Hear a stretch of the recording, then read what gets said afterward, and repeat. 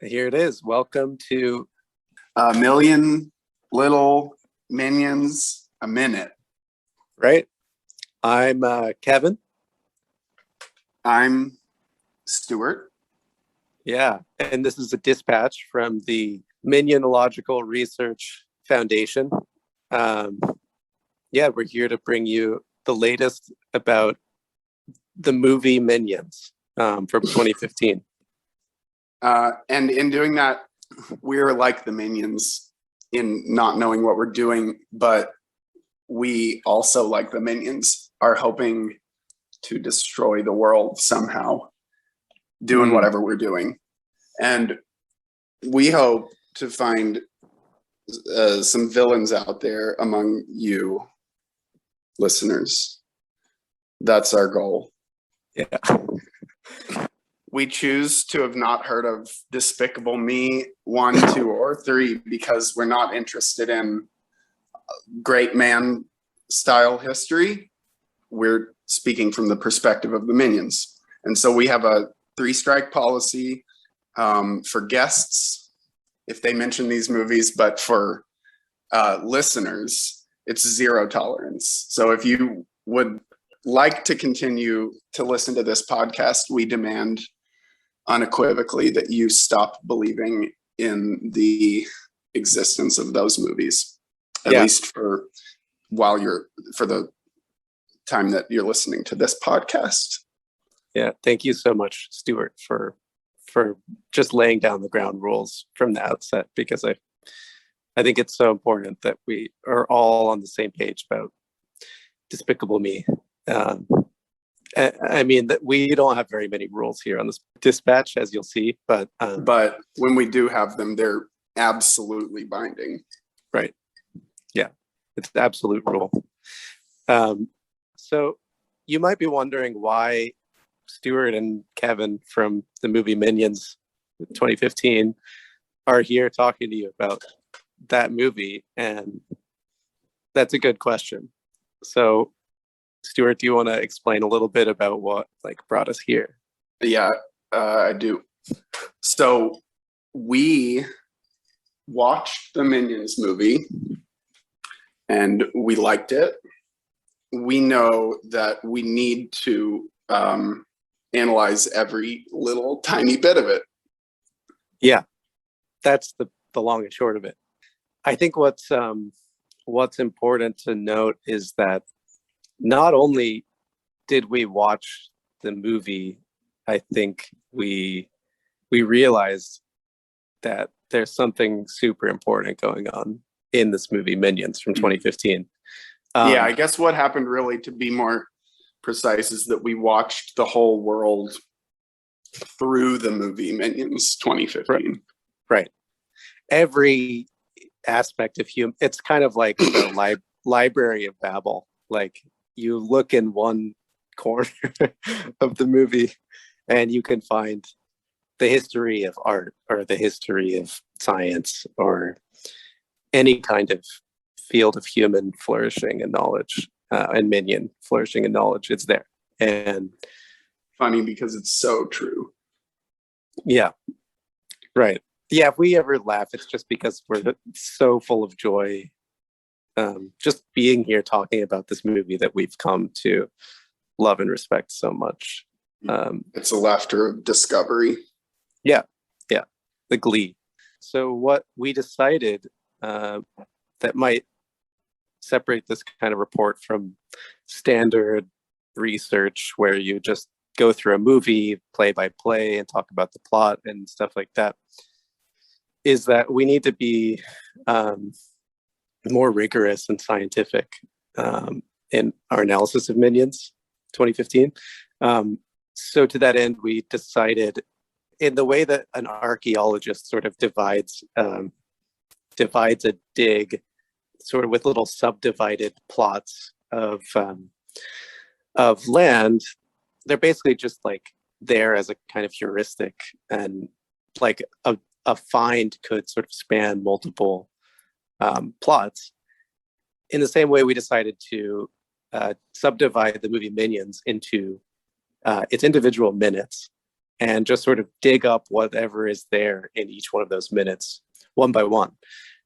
And that heuristic resists the risk of a totalizing grand interpretation of the entire movie, and just chooses to meet the minions where they are in every single minute in itself. Right. So that we can really come to know the minions themselves, and not just the story that the movie studio wanted to try to tell about them. Yeah, that's super important. I mean, it's seductive, right? The way that imagination studios can kind of construct this narrative from the raw material of Minions, that you almost start to believe the way that they're presented to you. But as soon as you start picking it apart, it just all crumbles. And we've seen that like in so many ways. And the ways that it crumbles are absolutely thrilling. Yeah, right. We're very excited to welcome you to the inaugural studies of Minionology. Yeah. I mean, you're right here at the sort of pulsing heart of a brand new science. And it's not just like a kind of lesser science like linguistics or sociology. I think Minionology it's properly like it's the queen of the sciences. It's like kind of above physics and mathematics. It's just, I mean, it's maybe not the queen. It could be like in the royal court somewhere, though. It's like the jester. I think it's the jester. I think it's I think Minionology is the all-powerful jester of the court of reality. Yeah, I agree. It's the fool, like the sort of Shakespearean fool of in its very humble way. It aims to do no less than to unite all realms of knowledge. Yeah, it's like the universe in a drop of water, like Blake said. But I think that really what he was talking about was the universe in the single lens of a minion's eye as it gazes out into the realm of possibility. And we're right there in that eye, in the thick of it, sort of looking from within the minion's point of view. I think it's really important to remember that we're not a colonial sort of outsider studying minion culture as this sort of noble savage kind of thing. I think that like we want to really take it on its own terms. And we are assuming that we are minions as well. It seems quite clear. Yeah. And we also assume that you are minions as well, but we're hoping that some of you may be villains. You know who you are already. We want also to make sure that this project can function as a way to come to know the Minions movie, even if you haven't seen it, because it may be too much of a commitment to watch an hour and 25-minute movie, but we're aiming to make it digestible in just 20 to 30-minute podcasts about randomly chosen minute-long stretches of the Minion movie. And in a similar way, we want to make the deepest analysis the most accessible. And so yeah, we're going to explain the deepest depths of Minionology precisely in ways that a minion would be able to understand. Yeah. This is a podcast. I mean, a project by minions and for minions. Right.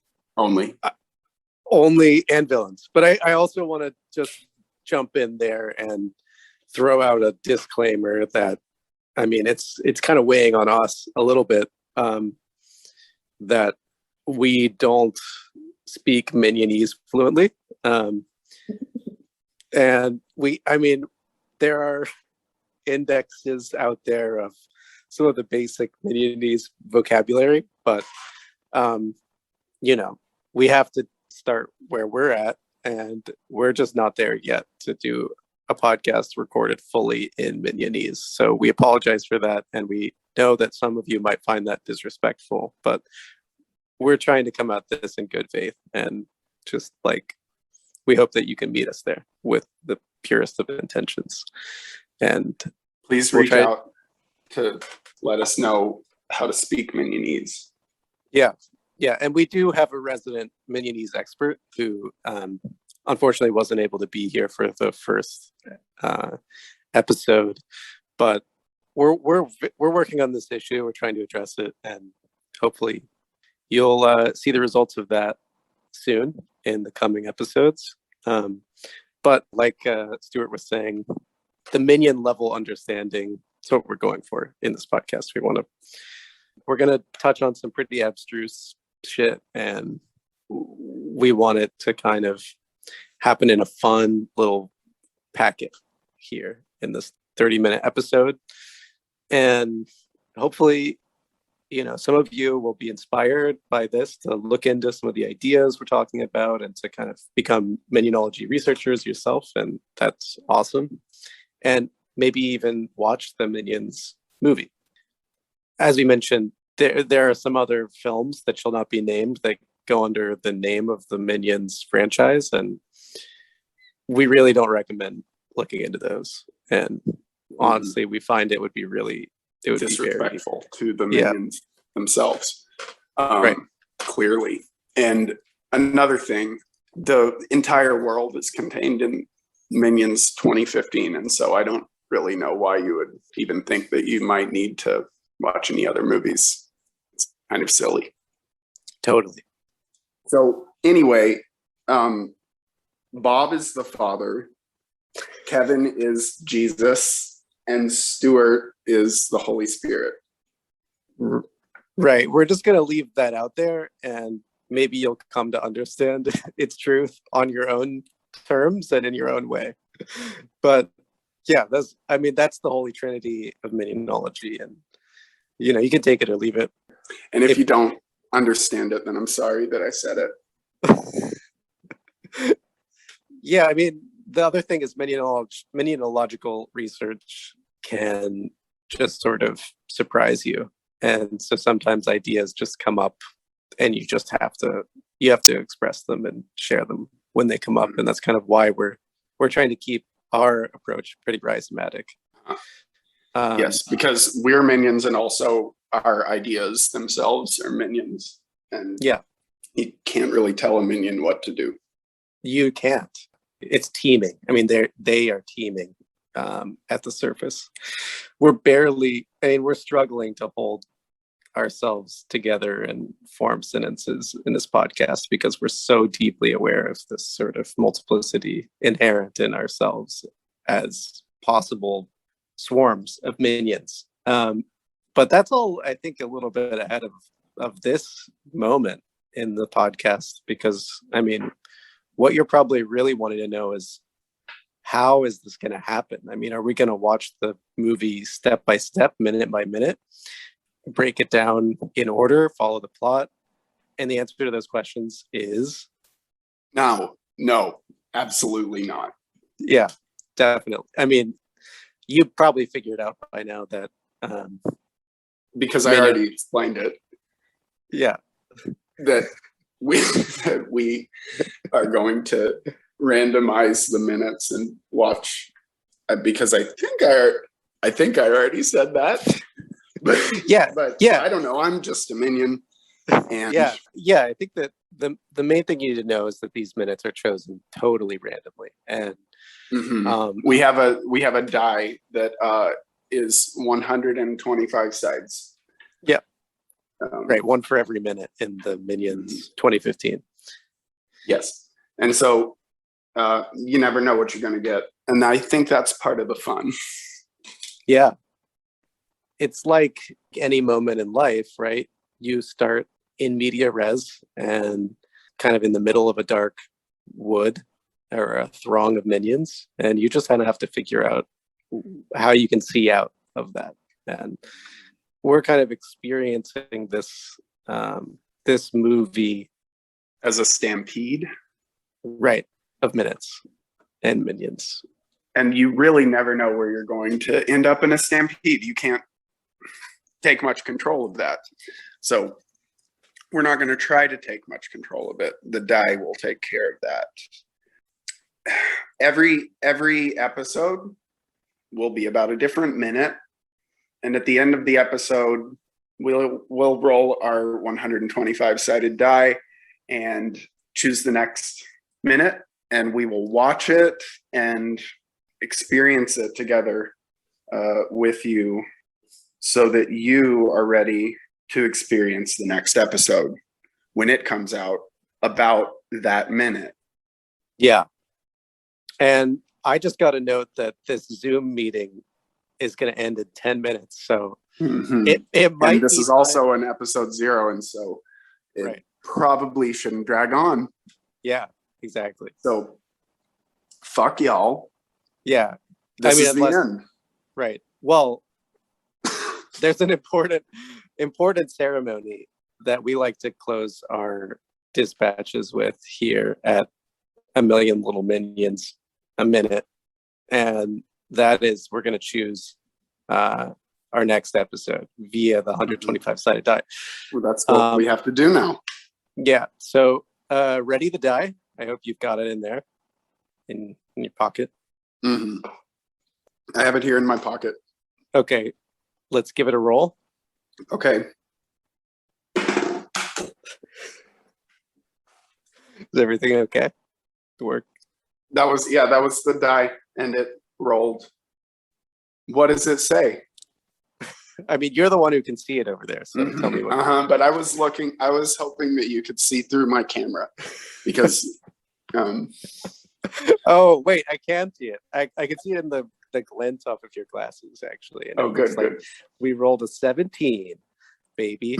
So we got minute number 17 as our inaugural minute, and let's just see what that is before we get too excited.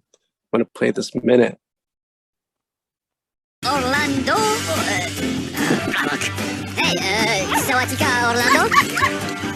Oh, hello, papagena. Tu le prera con la papaya. Torino, Orlando. Ah, okay. Thank you, buddy. Saluto, Orlando. Papagena.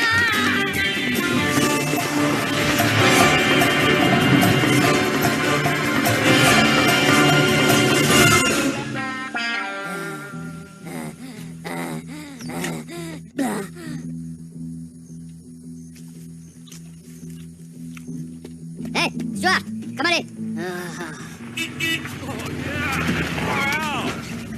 Looks away, brother.